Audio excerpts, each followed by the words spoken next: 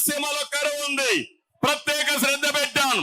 రాయలసీమని రతనాల సీమగా చేయాలని ఒక కోరిక పెట్టుకొని ముందుకు పోయా.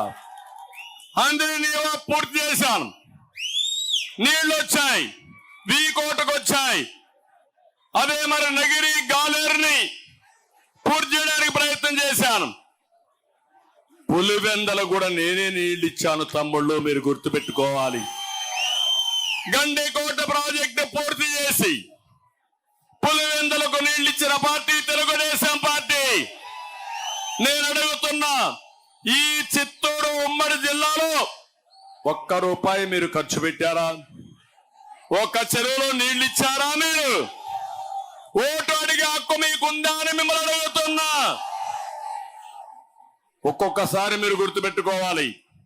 ఈ రోజు మన వీకోట్ పలమనే రోడ్డు చూశారు, నేషనల్ హైవే వచ్చింది. ఒకప్పుడు బెంగళూరు పోవాలంటే చాలా సమయం పట్టేది. ఈ రోజు నేరుగా ఫాస్ట్ గా వెళ్లే పరిస్థితి వస్తా ఉంది. ఆ రోజు నా ఆలోచన, నీళ్లు వస్తే ఇక్కడ పరిశ్రమలు వస్తాయి. అనంతపూర్లో చూడండి, నీళ్లు తీసుకొచ్చాను. కియా మోటార్ తీసుకొచ్చి కొన్ని వేల మందికి ఉద్యోగాలు. కరువు సీమలో కార్లు తయారు చేసి, కియా మోటార్స్ తయారు చేసి ప్రపంచం అంతా పరిగెత్తించే పరిస్థితికి వచ్చామంటే అది మనం చూపించినటువంటి చొరవ. అవునా కాదా అని మిమ్మల్ని అడుగుతున్నా. రాయలసీమలో మంచి పంటలు పండుతాయి, వాణిజ్య పంటలు వస్తాయి. ఇక్కడ ఏదైతే సెరికల్చర్ వస్తుంది, కూరగాయలు వస్తాయి, పూలు పండుతాయి, ఇలాంటి మంచి పళ్ళు వస్తాయి.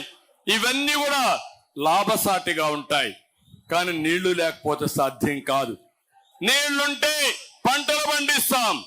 ఈ ప్రాంతంలో ఉండే వాతావరణం, ఈ ప్రాంతంలో ఉండే భూములు ఉపయోగిస్తే బంగారు పండించే రైతాంగం ఇక్కడ ఉన్నారు. అదే నా కళ. అలాంటి ఈ జిల్లాని, ఈ రాయలసీమని పూర్తిగా నాశనం చేసే పరిస్థితికి వచ్చారు.